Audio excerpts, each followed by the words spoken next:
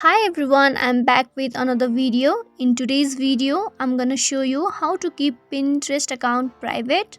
Keep watching the video till the end and don't forget to subscribe our channel by hitting the subscribe button and also press the notification bell icon so that you'll never miss any videos from us. Let's begin the video. You cannot completely hide your active account on Pinterest, but you can use secret boards to keep all of your pins hidden from other people. Only you can view on secret board unless you invite another person.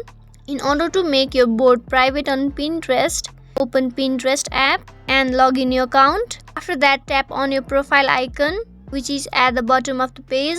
After that, tap on the board that you want to hide. Click on the three dot button which is on the top right corner. Now select the edit board option. Now this page will appear on an icon. Enable keep this board secret button.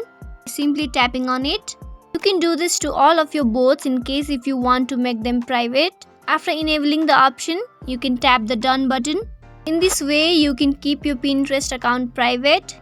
Hope you liked the video. If you like the video, give us a thumbs up. If you have any feedbacks or comments, you can comment down in the comment section below. I'll see you guys soon with another video. Till then, keep watching. Bye bye.